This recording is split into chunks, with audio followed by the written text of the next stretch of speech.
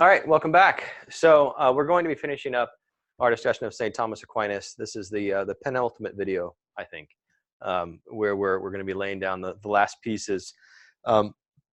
So today we're going to be looking at that efficient cause of how one becomes happy. And then after that, we'll be finishing up the lecture by looking at the political implications of this and how the natural good and the supernatural good for St. Thomas Aquinas relates to the relationship between civil institutions and church institutions. So we'll get to that. That's where all of this is headed eventually, but still some significant work to do. So in the last video, what we did is we spent time looking at Aquinas' definition of happiness and how he believes that all rational, again, this is his position, all rational people come to the conclusion that nothing within time and space, be it money, be it power, be it pleasure, be it life itself in terms of biological life, health, none of that actually makes us happy. And insofar as all of us are acting for a final goal, we can't not act for a final goal. We all recognize sort of implicitly that's the case, that none of those things makes us happy, and yet still pretend as if it does. That creates the situation of sin, internal destruction that bleeds out into external destruction. However, that for him doesn't change the fact, and it is an ontological fact, that our highest good is, in fact, in a relationship with God, with the divine. So now what we're going to look at, if that's what defines the final cause for human beings for Thomas Aquinas, what we're going to be looking at now is the efficient cause, or what is the process by which one moves to become that which one is when one is happy. In other words, that's sort of an awkward way of saying, how do you become happy? How do you become fully human in the sense of realizing all of the potential you have to become in relationship with God, which is both your happiness and the fullness of your humanity together? What's the process? So that's what looking at the efficient cause of a human being. Aquinas' answer to that, and now we're going to be turning to this model and then to this model in just a little bit. Aquinas' answer to that goes back to this idea of becoming what you do, that the efficient cause of happiness, the efficient cause of becoming fully human is good action. Now remember, good action is not going to be just action itself. Just a little preview here, right? Good action is the process of an internal structure that leads to good action, and then good action loops back around, and you actually become good by doing good if all these pieces are working together as they should. So his answer to the question, how do you become happy, which is to say, how do you become fully human, is good action. And good action, what we're going to be looking at in just a moment, is relationship between the internal right ordering, or virtue. So that's what's going on in the inside of the efficient cause as you become more fully human, as you become happy. The internal description of those characteristics of happiness is virtue. The external description, or the description of the external factors to which you are seeking to conform your life, is law. So we'll be looking at in just a moment the relationship between virtue and law, and of course explaining what each one is. But before we do, we have to remember here that we're in this broad metaphysical movement that is happening within time and space of all things, and then humanity in particular, and then each individual life, each individual human being in particular, acting according to this paradigm of what? Potentiality to actuality. So moving from what one potentially is, one is potentially happy, one is potentially fully human, one is potentially fully good. All those three things would mean the same thing ultimately for Aquinas. So one is potentially that one to actually being that way. So the goal of the movement in an individual's life, therefore, is to move towards a perfection, to move towards a completion, to move towards a fulfillment. Now, crucially here, and I noted this in previous lectures, but I really want to expand on it now, Aquinas is very careful to say that this movement towards perfection is in two steps that form one ultimate reality, but still must be distinguished. And the way he distinguishes them is he calls one natural perfection or natural happiness, and he calls the other supernatural perfection or supernatural happiness. Now, what does he mean by that? Well, insofar as one is acting for a goal, one is acting for an end, natural happiness is the form of happiness that we can obtain, can meaning that it's possible, not that it's easy, but that it's possible, that we can obtain in this life, in time and space.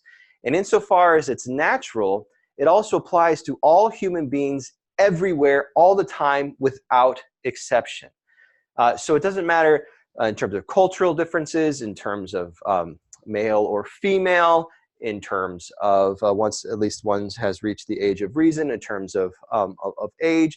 This is something that all human minds, as human minds, are capable of apprehending, and the human will, notwithstanding the effects of sin, which are destructive, but still has the capacity to move through those obstacles, as it were, to become naturally perfect or naturally happy.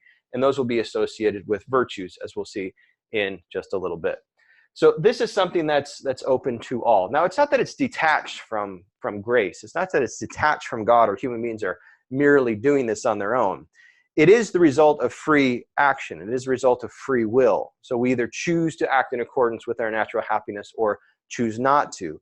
However, this is only because God has, one, given us the capacity, and two, has created the world in such a way so that A, happiness is existent, two, that it's possible, and three, that we have the ability to pursue it or not, to conform to it or not. These are all gifts of grace. This is all sort of prepackaged into the nature of reality. So it's not just us acting in a vacuum, sui generis. There is, however, another form of grace that will have to get on the table. That's sort of grace that's already within creation and within at that ontological level already present. There's also what we could say is a supernatural infusion of grace that happens as one seeks to become fully perfect or supernaturally perfect.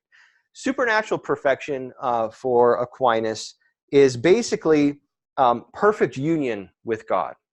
And he calls it in the Summa Theologica the beatific vision. So the beatific vision, it's of course, it's immensely complex, and we're seeking to describe absolute perfection as least as possible for a human being, so our words are going to fall short. But it's basically having, and here we could go back to Augustine, where you have, perfect freedom of the will. It's where you are united with God in such a way that there's no longer any sort of division within you. You're not 80% or 90%, but still sort of torn back or divided in different kinds of ways, or goodness is still, part of you enjoys goodness, part of you delights in goodness, but part of you still rebels against it. So you still have this sort of mixed character. No, it's absolute perfection in the sense that there's no longer any division. The will is united with the will of God. Your reason is reunited with the existence of God, or your intellect, as Aquinas calls it, and you are at peace. It's not that you dissolve out of existence, or you sort of are absorbed into the great one or something like that. That's not the Christian conception of the afterlife. You remain a you. You remain an individual. You're an individualized soul from the beginning all throughout all of eternity. But in your individuality, you are now united with the source of perfection, and your existence is one of enjoyment, not of desire, but one of enjoyment. It's heaven. It's heaven. And it's crucial to recognize that two things. One, for Aquinas, that can only ultimately happen in the afterlife. And part of the reason is because of the effects of sin. But the other part of the reason is because our bodies, insofar as we have bodies, our bodies are good. There's nothing wrong in and of ourselves with our bodies. But insofar as our bodies are material, we have to get our information, as it were. We have to get our knowledge, as it were, through our senses. Now, that doesn't mean our senses, we can't translate that knowledge into knowledge that's not merely reducible to the empirical, but everything still comes in through these organs that we have. And that means that we're going to be limited in terms of being able to apprehend pure spiritual existence, or God, or truth itself. And so we need to be separated from the body in order to have that full access, full to the extent of a human being. It's full access to the nature of God as God. So spirit with spirit. So on the one hand, that supernatural perfection can only happen after death. However, its effects can certainly begin to take place in life. So one of the sort of the areas of great delicacy in Aquinas' thought is really working out, well, what is this relationship between natural perfection and supernatural perfection? What does it really mean to say that, well, one person is naturally perfect, but not really, making progress, as it were, in the supernatural realm in terms of completing the process, and another person does have access to that? Well, we'll identify the specific, what he calls theological virtues, in just a moment, and that will help give some greater specificity. But one of the ways I think that we can make a distinction is to look at, if you're Catholic, then you probably have some knowledge of the saints, or Christian, maybe even have some knowledge of what sainthood looks like from Catholic perspectives. If you're not, don't worry about it. But basically, saints are those who are identified after their death within Catholic theology as having gone through this process. So every single person, this is crucial, from a Catholic perspective, every single person is called to be a saint. It's not like some people are chosen out of the human lot and said, you are going to be special people and sort of ontologically different than everybody else because you're going to be a saint. Not at all. Every single person is called to be a saint, because what does a saint mean? It means someone who has become supernaturally perfect with the grace of God, in the cooperation of God's grace. So in that sense, it means someone who's in heaven, someone whose will and intellect are united with God. Well, when you look at the lives of the saints, you see some interesting things already happening in life. And one of the things that you see is, one, it's crucial to note there's a vast diversity of different kinds of ways of being a saint within Catholic theology. So there are children who became saints, children who died young, but who still are recognized as saints. There's people who spent basically their entire lives reading books and making arguments. Thomas Aquinas, Saint Thomas Aquinas, who are saints. Saint Augustine. There are people who were barely literate who became saints. There are people who are very active, people who were very withdrawn from the world. So it's just a point of saying there's lots of diversity in terms of how one can live according to natural and then supernatural perfection. So you recognize that diversity. It's not absolute diversity, but it's substantive diversity. There's lots of different ways of being a saint according to Catholic theology. And Aquinas recognizes this. But what you also see in the life of saints is that this recognition of this dependency on God's grace, or this recognition that in order to go beyond what we already have built into us, as it were, we need an additional infusion of love, an additional boost, as it were. And we don't have to understand this is just a one-time thing. It can be an ongoing thing, but sort of requiring a kind of openness throughout one's life of growing in this grace. What you can see is a kind of one, not necessarily a peace in the sense of I am subjectively happy. You can certainly see that in some saints, but in other saints you see in many saints, in fact, you see great toil and great struggle and great interior, I don't want to use the word conflict, but interior darkness. And the darkness isn't one of I don't believe or I'm afraid that there's nothing actually really out there, but sort of a recognition of the incompleteness of one's own life in comparison to the full reality of who is God. So you don't necessarily see, and again, there's diversity here, so we have to be careful, but you don't necessarily see people who are just grinning all the time, but you see a sort of ontological stability. And what I mean by that is a kind of rootedness that becomes invulnerable in a sense. And what I mean by that is that those who are later determined to be saints still suffer, and sometimes suffer immensely, but it's a suffering of a nature that does not break them down. And you see sort of, especially when you read their lives after the fact, after seeing they've already been declared saints. And that's a long process. It'd take a long time to describe exactly how that works. But so they've been deemed to be saints after their death, after there's been investigation into their life. You see that rootedness in a reality that goes beyond the individual's own reality, and that gives a great sense of stability that I think we can properly call peace, and even a joy that we can say is different than what we could just call sort of satisfaction or a kind of a pleasantness, something like that. Now, it doesn't mean you can't have happiness in the more a colloquial sense of the term, like I am grinning. It's not saying that's ruled out for the saint by any means, but what matters is your life doesn't become dependent upon that. That no matter what is happening in your life to you right now, this transformation of supernatural perfection, this sort of the supernatural dimension already entering into your life and beginning to transform you, makes you, again, gives you that kind of stability that emits itself as peace and emits itself as joy.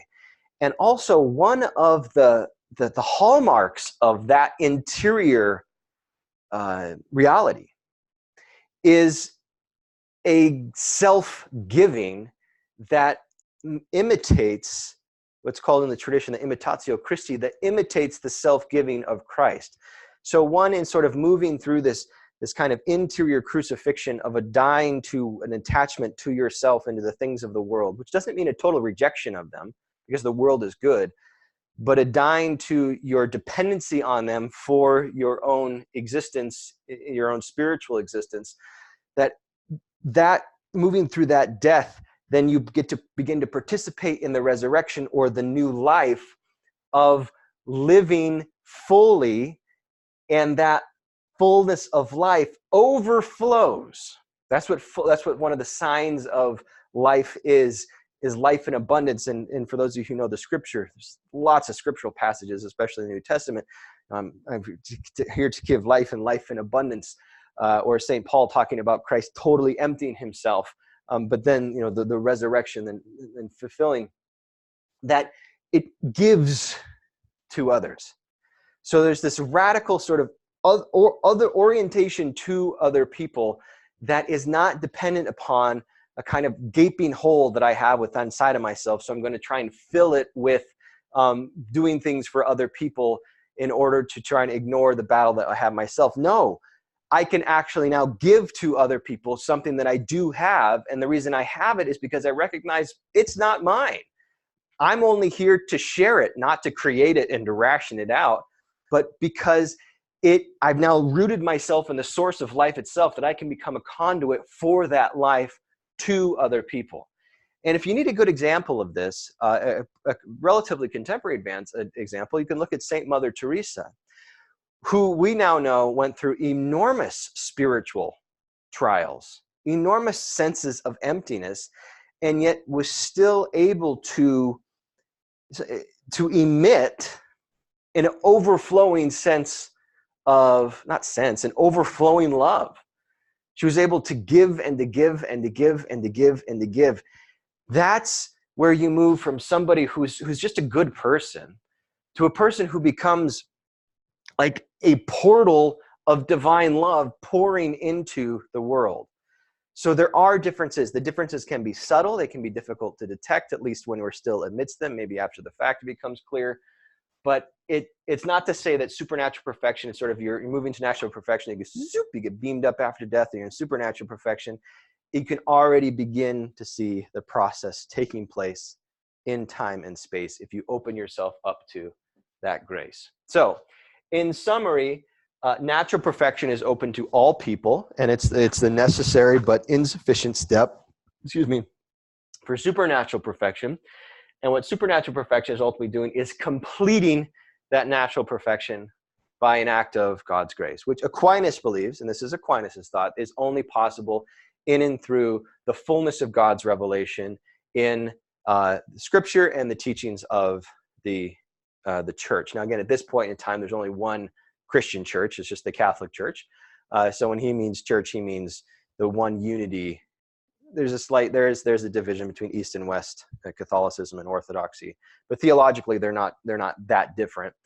But for our sakes and purposes, there's only one church, there's only one theology, there's only one conception of Christ, and so it's in that relationship that this is possible, the movement from natural to supernatural.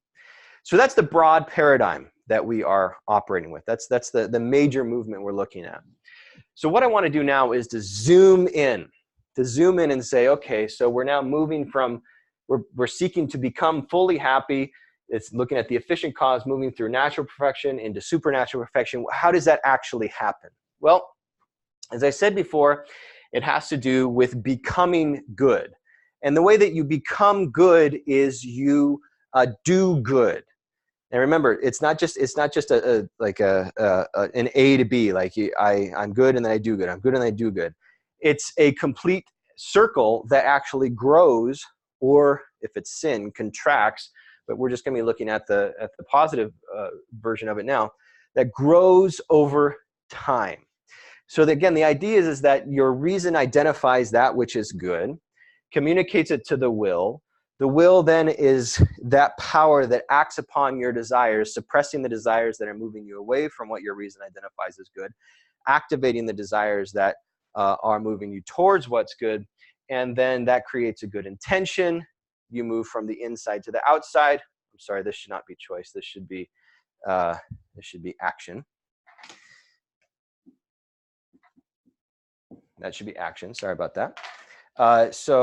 Intention, we could also say intention and choice are the same thing. Meaning you've made a decision, but that's an internal thing. You then have to carry it out with action. Repeated action becomes habit. Habits that dig down deep into you, put roots down into you, become character. And then the idea is, this goes back several lectures, is that it begins to actually change how you perceive things, for better or for worse.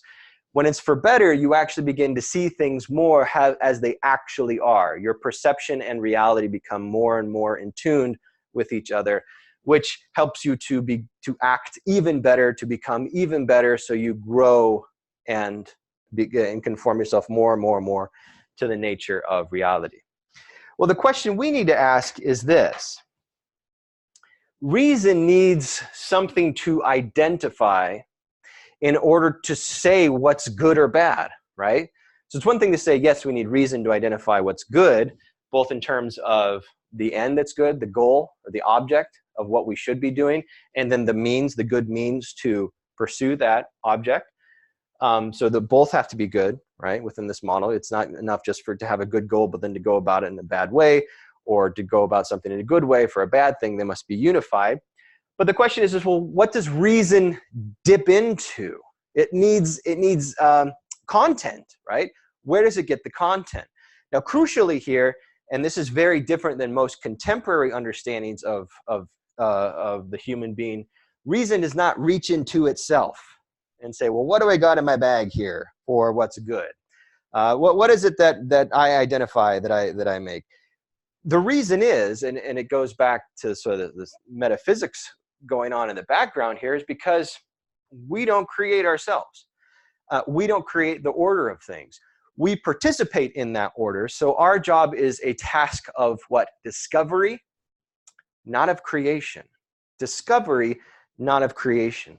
So within this model, reason needs to dip into something that is actually there, something that is actually real, and then to appropriate it and make it its own. So how does it do that? Well, that's where Aquinas is going to say we dip into the law. Now, what reason is looking for is it's looking for fixed principles of good that then it can say, well, this is good, and this is how I am going to apply it. So that's what I'm going to look at in just a moment.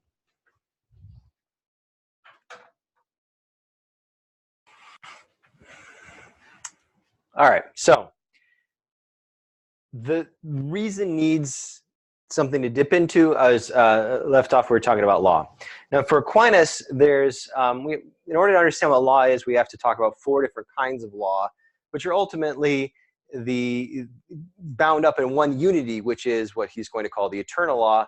But we still need to make differentiations among them in order to understand how all of them relate to good action and how that relates to natural perfection and then supernatural perfection. So for Aquinas, all law is bound up in what he calls eternal law.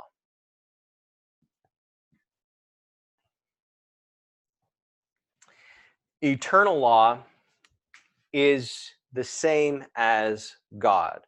So for Aquinas, if you say eternal law, you mean God. If you say God, you mean eternal law. They're one and the same being. Now, why? Well, for a law properly to be understood as a law, it must have necessity attached to it. So we talk about the laws of nature, for example. Think of the law of flight, right? Where if you have a current going over a wing, it generates a pressure differential, which generates an upward force that we call lift. We call that a law of nature. Well, by law, we mean that we observe it to be the case that there is this power or this feature of existence that if you do that, then that happens. If, then that. But properly speaking, it's not really a law. Why? Because it's possible to conceive of a world in which there is no lift.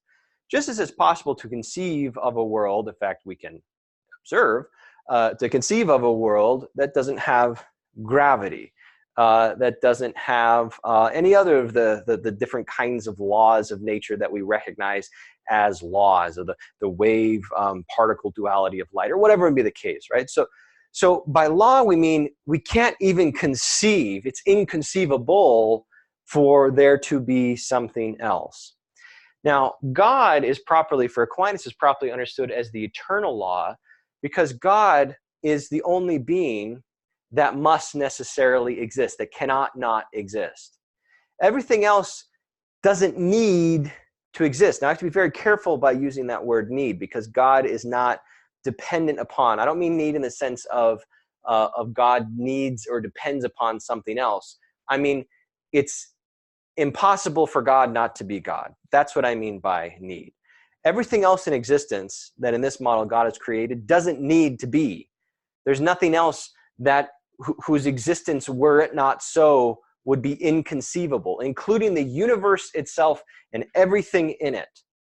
They don't have absolute metaphysical necessity attached to them. Now, again, I have to be very careful in Aquinas' thought, in the Christian tradition as well, of speaking about God needing. So remember, God doesn't create out of need. God doesn't lack anything.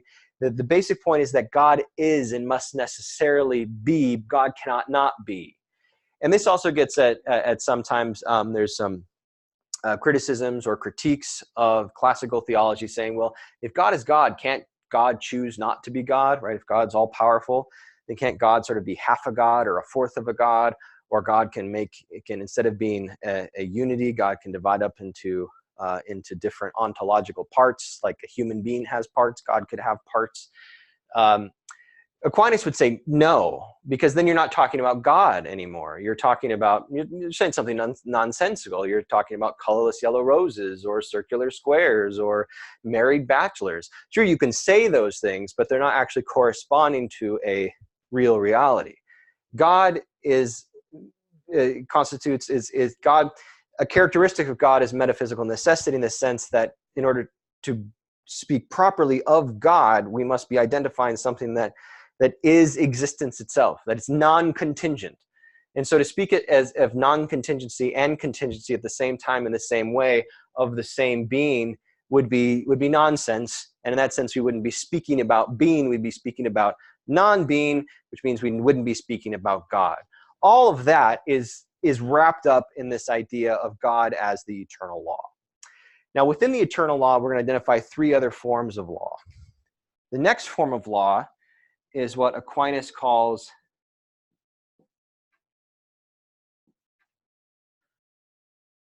the natural law. Now, here's the definition of the natural law. The natural law is the human participation in the eternal law. So the human mind, as it were, and this goes all the way back to our discussion in Genesis of human beings made in the image and likeness of God, the human mind, as it were, dips into this very structure of reality that God has created and that mirrors God's own existence, and identifies the truth content in it with regards to how to act.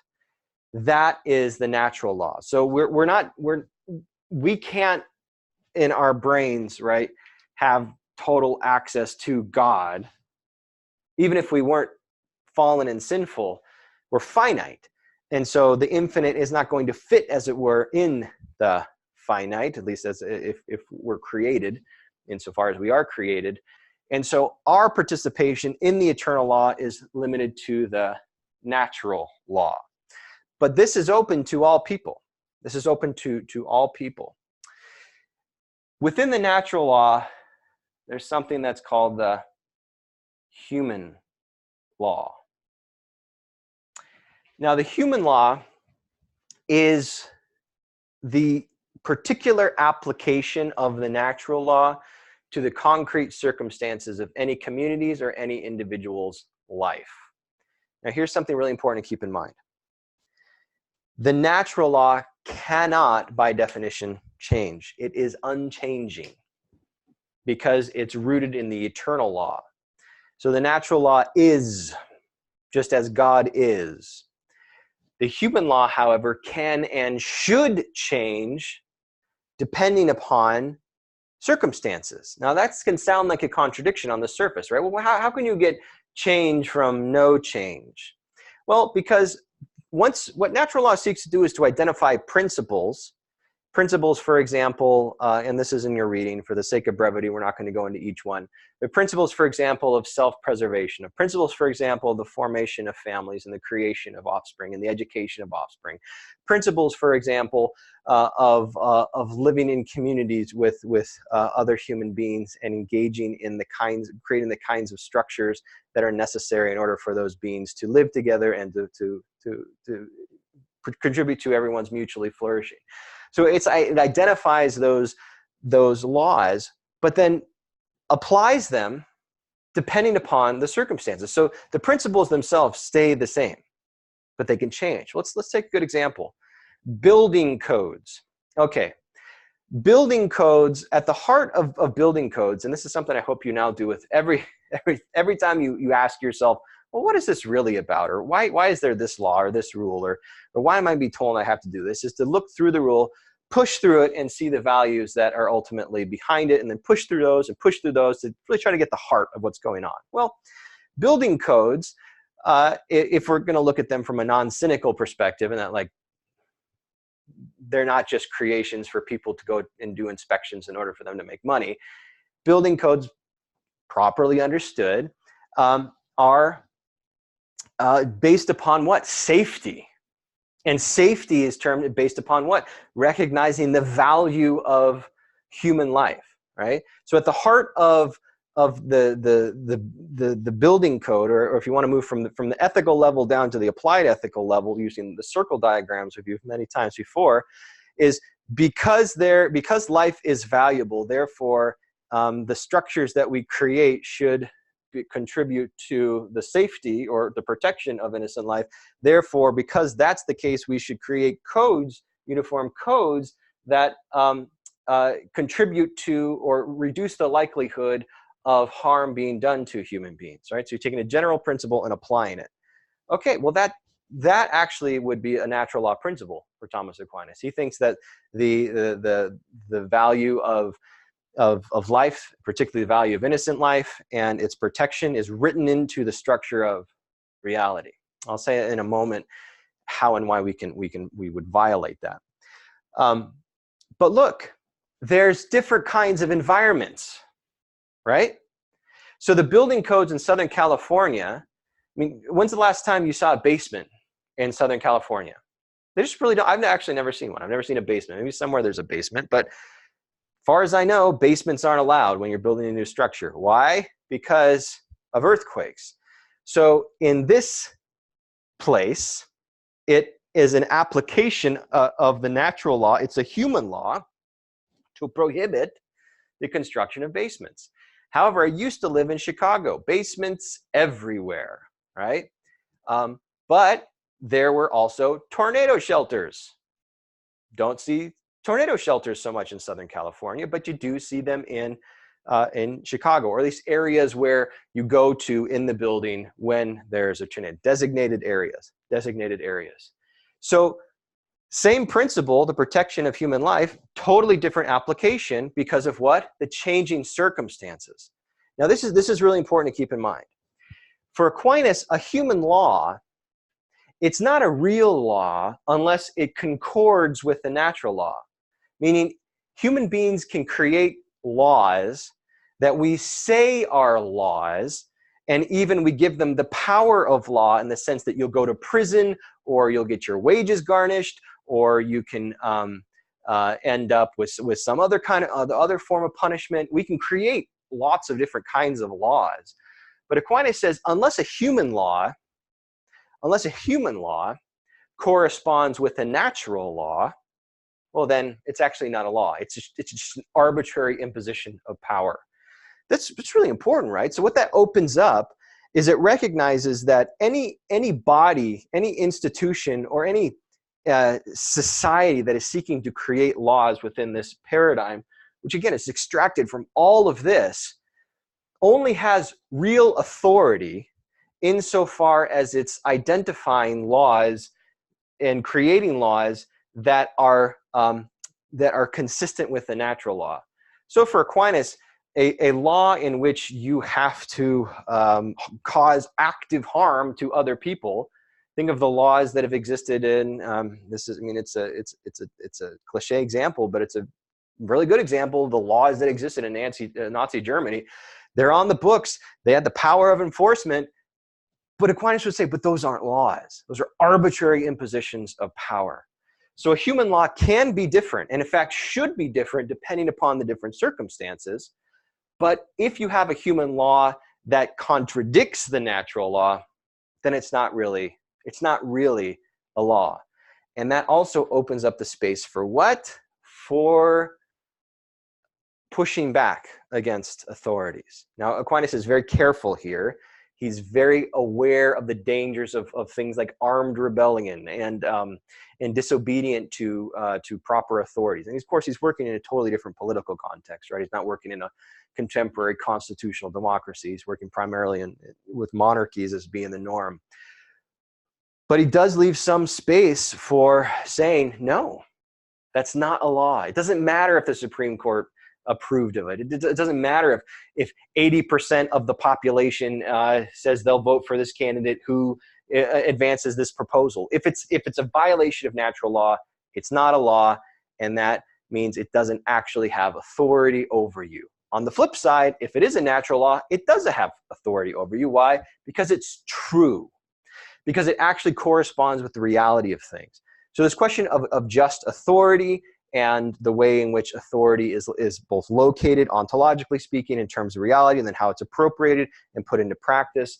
We find that in Aquinas, especially as it relates to civil matters, in the space between the natural law and the human law. So there can be diversity in human law. There cannot be diversity in natural law, but every human law, no matter what it is, has to correspond with the natural. Excuse me. Sorry. Okay. One more form of law. Aquinas also recognizes that there's something called the divine law. Now, first point, the divine law is not the same as the eternal law. It's not. It's not the same. The divine law is the direct communication of the eternal law to human beings who are living concrete, specific, particular lives in space and time. So we got to get that clear. The divine law and the eternal law are not the same. The divine law is the communication of the eternal law to human beings at the center of all this. In other words, we could say that the divine law is God's word. This can be summarized as revelation in Thomas Aquinas and within the Christian tradition in a basic sense more broadly. God speaking directly to human beings, revealing who God is and the fullness of who God is, and what it means to live in coherence with God, what it means to love God and to live as one who loves God. Is the fullness of that is revealed in the divine law. Now, it's a fair question to ask, well, why would we need the divine law if we have natural law, right? It seems like if we're already dipping into the structure of reality that God created with our reason in order to identify what the truth is and then live according to that truth, well, is this just bonus material? Is it just repetitive? Aquinas identifies two reasons why. The first reason is the divine law doesn't contradict natural law at all. This goes back to the basic premise of Thomistic theology, which is that grace does not contradict nature, does not destroy nature, it completes it. So if there's one God, must be one truth. So whatever you find in the Bible must also be in concordance with the natural law. Why? Because it's one God. You can't have contrary conceptions of the truth within one truth. We can't even conceive of what that is. So the divine law doesn't compete with the natural law. It's going to complete it. It completes it in two ways. The first way is it's a repetition or a reinforcement. I'll use that word. It's a reinforcement of what we find in the divine law. It's a reinforcement of what we find in the natural law. So for Aquinas, if you look at the 10 Commandments in Exodus, and you look at what reason is telling you in the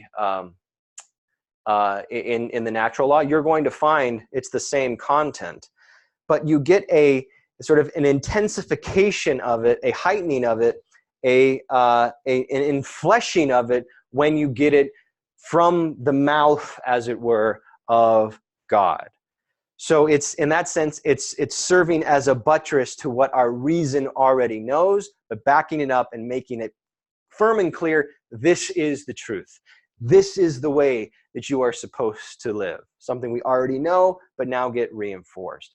Now, one of the reasons this could be helpful is Aquinas thinks that where we really break down and start sinning, it's not primarily at the level of natural law in its most basic sense. It can be. In fact, Aquinas would point to some things nowadays and say there's just gross violations of natural law in many, many different ways. But in a general sense, where he thinks where sin most manifests itself is in the application of natural law to our lives. So it's not in the identification of the principle, it's in the application of the principle to a situation. So let me give an example. So one of the natural laws and also one of the divine laws is you shouldn't steal, right? Thou shalt not steal. Aquinas also thinks that theft, the idea that theft is something good, is repugnant to our nature. That doesn't mean we don't do it. That doesn't mean people don't do it. It just, we know it's wrong. So again, sin is not, the fact that people sin doesn't mean that they don't know what it is. It means that they're willing to disregard what is. Okay, so, I'm growing up, I never stole a thing, right? I would never steal. I couldn't even conceive of stealing. The thought of it would make me, it's repugnant to me. I'd never do it. But then came the internets. Then came dial-up. And after dial-up, then we got our first DSL. And with all of that, you're watching this, you're probably too young to remember this, but there was this period for many years, in fact, where I'm escaping the name of the file sharing service escaping me. One was called LimeWire, but the original was escaping me. It had like a cat icon. Anyway, I should have looked it up before I did this video. But basically, it was a file sharing service, and all you had to do was to type in the name of a song, or even eventually a video, and even eventually like a movie. It would take like 4 days to download. But all you had to do was to type in what you wanted, and then it would get access to all the millions of other people who were on the servers who had it, and you could just take it. You could just download it right into your own computer. So I, like many others, but I went through this period where I was just like getting every single song that I wanted. It was like I had my stack of CDs and my beautiful CD organizer. But those days were over, right? I didn't need to go down to the store and spend $18.99. You can spend $18.99 on a CD to buy a CD. You just get whatever you want. Now, I was telling myself this whole time, this isn't stealing. This is pointing and clicking. This is sharing. And I remember thinking to myself once, well, you know what? My friend made me a mixtape, a cassette tape. And he recorded those songs off the radio and then gave it to me. And then I listened to it. And that seemed like a gift to me. That seemed very far away from stealing. How in the world could I think that was stealing? I remember going through this process, not of reasoning, but of what? Of rationalizing. Remember, that's the difference. Rationalizing is when you use your reason to do something that your reason is telling you is wrong, but you sort of like tamp down that part and activate another part of your reason and try and create justifications for it. So I'm not stealing. I'm just borrowing. Well, here's the thing. Of course, that's a form of stealing, right? I mean, I know that these artists and record companies make tons and tons of money, but they're producing a product. And so what is the difference between me, for example, walking into a AM/PM, a gas station, and when no one's looking, just like swiping a Slim Jim and some 5-hour energies and running out? What's the difference between that really in a substantive sense and just taking people's music, which they took? So it's like I'm buying stolen goods. You can say, well, you're not stealing yourself. You're taking, okay, then I'm buying stolen. I'm stealing from stolen goods. So here's the point. The reason I bring this all up, I don't do that anymore. The reason I bring this all up is because I'm telling myself, thieving is wrong, and you will never thieve. Of course, I would never thieve. But what do I do? When I apply that principle to myself, I start what? Making exceptions. That's where Aquinas thinks we get into so much trouble. Not that we disagree on the general basic principles. We can. Again, that's not saying it can't happen, but in general, we agree on the basic principles, but then we start making exceptions of them. So I totally believe in the protection of innocent life, but that's not an innocent person, or that's not an innocent being. Or I totally believe that you should never lie to somebody. But in this case, it's not really a lie. It's a embellishment, or it's just a very complicated joke, or something like that, right? So I can start making these exceptions. That is the problem with the appropriation of the natural law. So the divine law, in that sense, to bring this all back to the divine law, is for Aquinas, you have your reason is functioning, but you're using it, you're manipulating in order to act according to the sin within you. But then you read, thou shalt not steal, and you see it, and you recognize that this is God through the divine law speaking, making God's will manifest to you, and you say, wow, it's sort of an awakening. Oh, I don't even want to get close to that. So anything that even has the odor of potentially falling into that category, not going to touch it. So that's one way that divine law backs up the natural law. What divine law is also necessary, because it's only through the divine law that we get the full content of what's necessary to become supernaturally perfect. So the summary of the divine law for Aquinas is the Christ. It's the life, death, and resurrection of the Christ. So natural law has always been inscribed in human nature from the very beginning, but in the life, death, and resurrection of the Christ, what you see is the fullness both of who God is and the fullness of what a human being is, right? That's the mystery, but also the content of the incarnation. Is in that we see who God is, and in that we see who we are as human beings in that unity. Now, we're not God, but we do get to see the perfection of our own nature in God taking up that nature and being the same as we are in everything as sin. So the divine law shows us the fullness of who we are and calls us to the fullness of our being, which is what gives us the power in and through grace to break through the real but finite natural perfection into the infinite relationship with God, or a relationship with the infinite God, I should say. So those are the two reasons we need divine law. So reason is dipping into this and bringing it back in order to identify what it is to do the right thing, both in terms of ends and means, and then putting that into the stream, as it were, to act according to the truth of the content of the law and to conform more and more and more to the nature of the law itself. In other words, to become good. Now, with regards to the divine law, instead of reason here, we'd be putting, we could also locate faith, which includes reason, but it's not just reducible to reason. That's outside the scope for our own purposes, but we can at least get that on the board as well, that it would be a unity of reason and faith if we look at the law in its totality. Okay, so that's the outside. Our goal is to conform to the reality that's outside of us, but also within us. And so we become like that which already is. And that's how we become naturally perfect. Okay.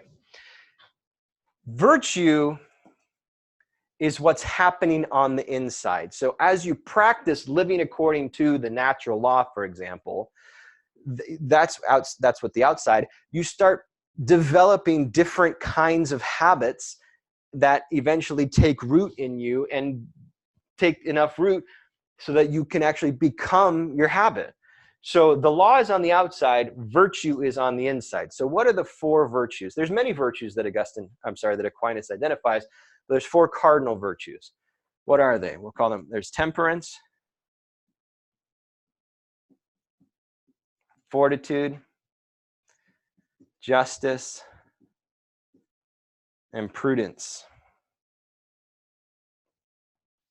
Prudence, all right, it's getting a little messy here. So this says temperance, fortitude, justice, and prudence. And Aquinas actually says that prudence is the highest one. It's the one that, or I said it's the most important one. It's the chief virtues of the chief virtues. We'll say why in just a moment. So the first thing to recognize here is that prudence and fortitude are different from justice and prudence, because temperance and fortitude can depend upon the actual individual. So what do they mean? And in that sense, temperance and fortitude can be different depending upon which specific person you're talking about. So temperance is developing the virtue, developing the habit of not doing what you shouldn't be doing, but you still want to do.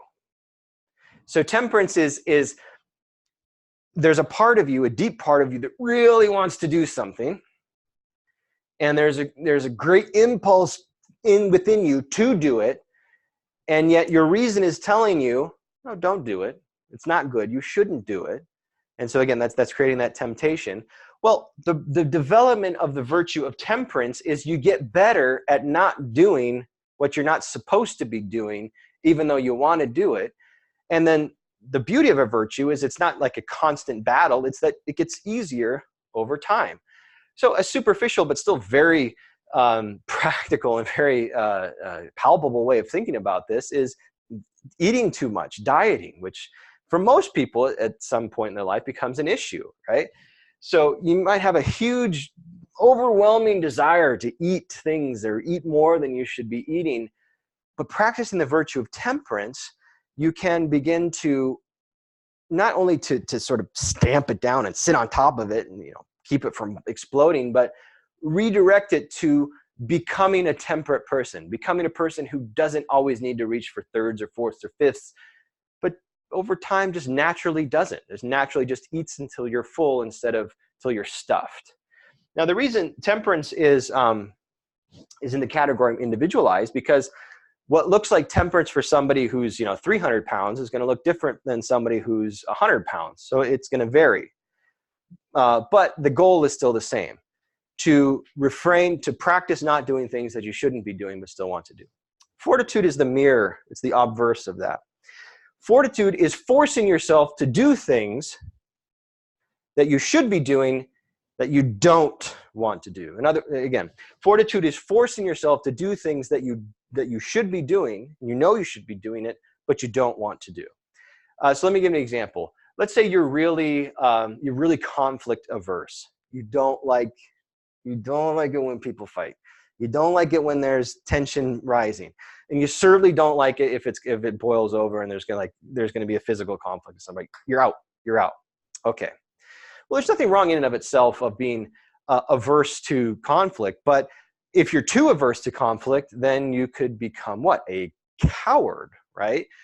You could be running away from circumstances in which the right thing to do is to get involved in order to protect either yourself or an innocent person. So fortitude would be forcing yourself, to use the example of risk averseness, forcing yourself to overcome your fears, to do something that you should be doing, even though you don't want to be doing it. And again, as with all virtues, that gets easier over time the more you practice it, and you can move from becoming somebody who just does one or two courageous actions to being what? A courageous person. A courageous person is not somebody who's unaware of the dangers. A courageous person is someone who's very aware of the dangers and yet still believes that there's a higher good involved in engaging within the conflict rather than pulling out. Fortitude is also associated with being able to put up with bad, painful circumstances because you know it's good and you know it's leading to a good. So you do that instead of giving in. So again, that looks like that can be different for different people depending upon their natural dispositions. Justice and prudence, however, should be the same. Justice is understood from Thomas Aquinas' perspective as he identifies two fundamental kinds, what he calls commutative justice and distributive justice, but it's treating others in the right way, giving them, as he puts it, their right due. So insofar as we are social creatures by nature, we're individualized in terms of soul, but we can only fully become ourselves in relationship with others. That creates a kind of bond among all human beings in which, in order for me to be properly, fully human myself, I must treat you according to your good, which translated means I must be just to you and you must be just to me. So this is where the individual virtues become deeply social, insofar as I can't be fully myself if I am looking for opportunities to manipulate you or to take advantage of you or to trick you or to cheat you or whatever it may be the case. So it's not just for someone, to be abstemious and not eat too much, or someone to be really brave, but to then just be a terrible brute and take from people things that don't belong to them. No, you also have to be just. You have to give each person his or her due. Prudence. Prudence is the virtue of doing the right thing at the right time in the right way. Again, doing the right thing at the right time in the right way. And the reason that Aquinas recognizes that prudence is sort of the king or the queen, the virtues, is because all virtues, all actions ultimately are not going to lead to the fullness of what they could be if you don't do it right. And it's not just enough to have the right intentions. We have to be careful in life. We have to be thoughtful. We have to think about all of the complex individuality that's in front of us at any given moment and realize that this is hard, and I'm going to have to make specific designations of what is right in different areas of my life all the time. I can't just take one blanket approach to every single person in my life. Now, when you become a parent, you're going to realize that. I mean, there's thousands of other ways to realize as well, but especially a very palpable way when you become a parent. We have 3 kids. Now, we have the same principles for raising our 3 kids, right? We don't teach them different conceptions of what is good, like irreconcilably different conceptions. But in applying those conceptions to their individual personalities, what's going on in their life, what's going on in their schooling, any kinds of obstacles that they're going through in that specific moment. Well, we have to be making constant changes in terms of, my wife and I, in terms of how we're approaching them. Sometimes I got to be harsh. Sometimes I got to be the disciplinarian. Sometimes I got to be deeply compassionate, in the sense that, well, I always have to be compassionate, but the compassion can take different forms. Sometimes I have to be very forgiving or very merciful in the sense of, I'm going to let that one slide. In a different circumstance, if you'd have done that, maybe I would have come down hard on you. But now, because of what's going on, this time I'm going to let it slide. So the relationship between justice and mercy, between discipline and between encouragement, like all that's hard when you're a parent. It's really, really hard. But if you get it wrong, if you don't learn to practice prudence, you're going to mess everything up. Like, you're going to make a terrible mistake because you're in charge of these kids.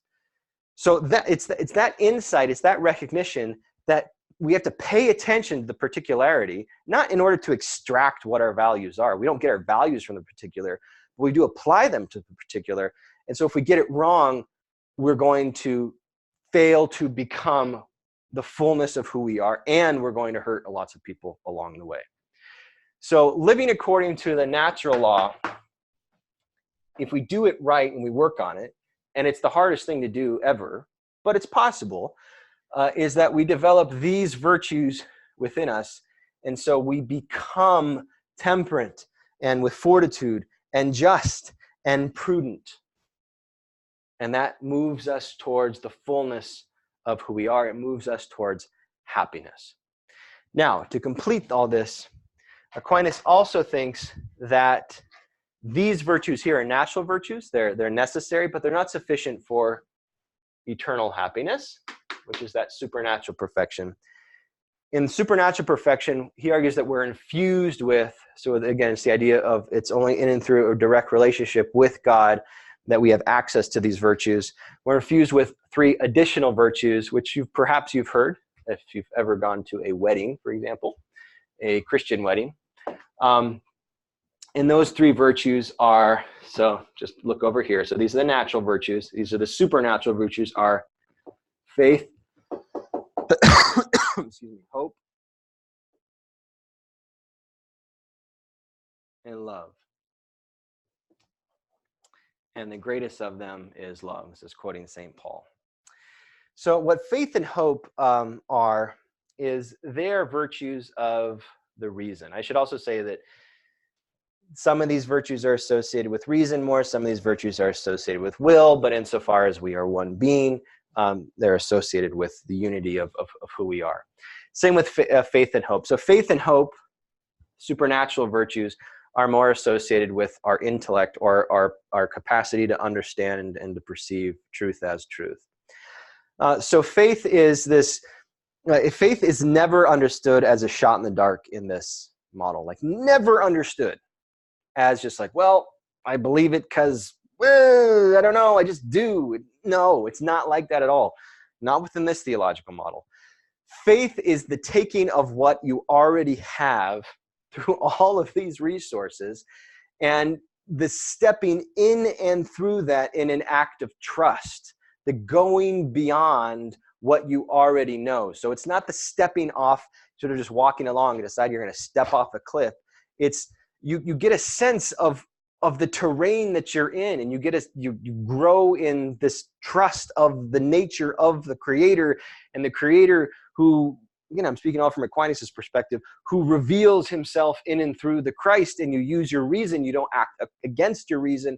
You use your reason to go beyond your reason, and through that you develop a trust. So one way that I like to think about this is with the question of infidelity. So someone could say to you, do you know that your wife's never going to cheat on you? And I could say, well, no, I guess I don't. Like, what do you mean by no? Well, can you prove that your wife's never going to cheat on you? Prove it. And I could say, I guess I can't prove. Like, what do you mean by prove? Like, demonstrate it's incontrovertibly true, the statement, my wife is never gonna cheat on me, like a mathematical theorem. Prove it. And what would I be led? I would be led to the conclusion to say, I can't do that. especially when you're talking about empirical phenomena, like an event that may or may not take place in the future. How could I possibly prove that? But I could do this. I could say, given who I know of my wife and all of the context and all of our relationship and all this time together, I trust she won't. Now, would you say to me, well, your trust is just a shot in the dark? It's just like fairy tale superstition extravaganza. Like it's no ground in reality whatsoever. Well, that wouldn't be fair, right? To say, just because I can't demonstrably prove that my wife won't cheat on me, that therefore I have no grounds rationally to say that I trust that she won't, and that has real content, and structuring my life according to that trust is rational, sort of a higher level of rationality, sort of looking in and through and going beyond. Why is that such a unreasonable thing? Well, that's what Aquinas is after, and the Christian tradition, especially this is more specifically Catholic conception of faith. Although there's Protestant analogs as well. That's what faith is after. It's this idea of, well, I do know lots of things. And first of all, I didn't give myself the laws of logic, right? I didn't put them in my head that make a thought possible, or that make the recognition of the law of non-contradiction sort of feature of how I see everything in the world. I didn't put that there.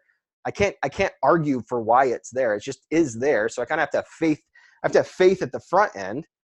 Well, given that and everything else that we've talked about here, I can also have faith at the front end, so back end and front end, to say, well, I trust in this God. I can't prove in the strict sense of the word, but I can trust. And it's not irrational, it's supra-rational. It takes that with it in reason and then expands the horizon without contradicting reason. That's the virtue of faith. And that is a gift. That is a gift. Hope is, it's akin to faith in many ways, but hope is the ability to anchor your life, to anchor your existence in that which cannot be seen, but again, that which you have good reason to believe in both intellectually, but also in the sense of trust. So one of the things that I like to do when trying to distinguish hope as a category of something we might take seriously is to contrast hope with optimism. Optimism is it's a strange category in a sense to say, are you I'm an optimistic person. So what would it mean for me to say I'm an optimistic person, but I have no sense of the transcendent, or I have no sense of a providential God, or I have no sense of there being any meaning or purpose to reality at all, but I'm an optimistic person. What would it mean to say? Well, optimism, one way of explaining it is to say, I believe that things are going to turn out well for me, somehow or another. But I don't believe that there's any ontological structure that's sort of arranging things providentially in such a way that would happen if I live according to that structure. I just believe it to be the case. Optimism is future oriented, right? And you're not optimistic about things that happen to you, unless you're talking about things that happen to you and they're going to affect you in the future. You're looking ahead. So what's the difference between optimism and just sheer superstition? It's a serious question. Now, it might be psychologically helpful in the sense that it helps you get through the day to say you're optimistic. But if it's not grounded in any reality, or even worse, if it's grounded in a reality that has no concern for your own existence at all, zero, because it says there is no such thing as ultimate concern, then really what is the difference between like carrying around a rabbit's foot and saying you're optimistic, right? Or like the salt over your shoulder, or all the other things people do, and we walk into casinos, right? Isn't it just sheer superstition?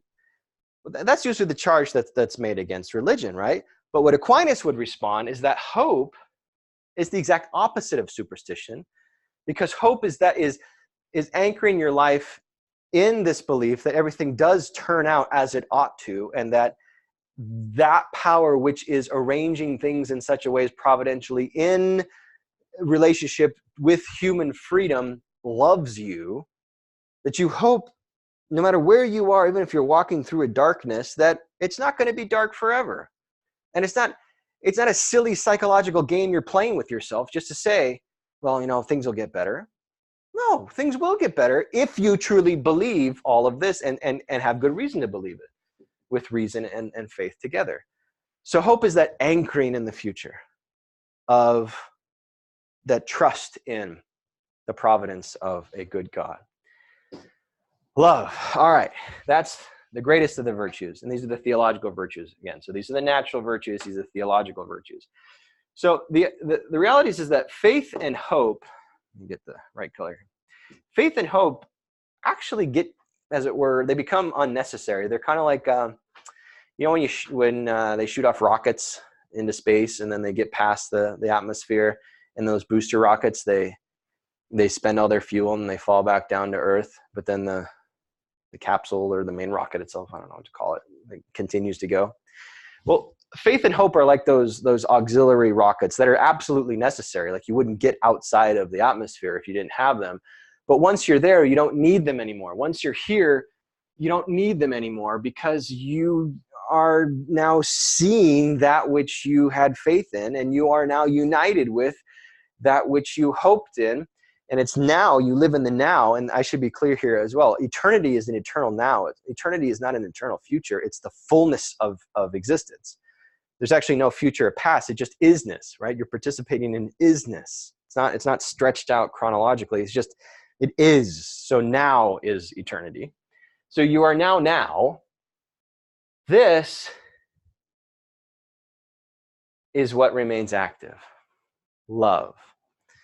And so ultimately, reason and will in heaven become united in this burning enjoyment, this burning peace of unity with the divine. And in that sense, when the Christian tradition, the Catholic tradition calls God as love, not saying God only does love or love is a characteristic of God among other characteristics, but to say that God actually is love, it's saying that you now are the fullness of godlikeness that you can be as a human being, and that is understood as the full life of your will. The full life, the full self-giving, and the full reception of the other, the divine other, in a completeness, one of enjoyment, not desire. So this is the greatest of the virtue, not only because it also structures all the other virtues. It's sort of the holy fire that pours through all of them, but also it's that which is the final goal itself. So this is how, this is quite a long lecture, but this is how you become happy for Thomas Aquinas.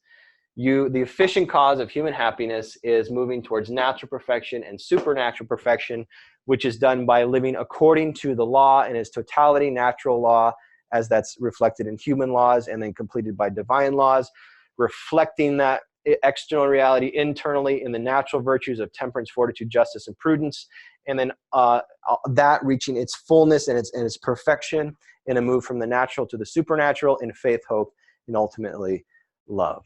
That's how you do it. Now, again, I'll end with this.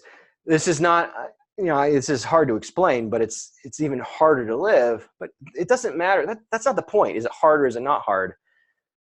The point is it possible? And the answer for Aquinas is an unqualified yes. Yes, it's possible. And so the question, it doesn't really matter how hard it is. It matters, can it be done? And his answer is and always will be, yes, it can, if you will, and if you're open to the infusion of an external power into your life. But none of that will happen if we either choose to act against the nature of reality or choose to close ourselves off from a gift that will never be forced upon us, but is always waiting for us.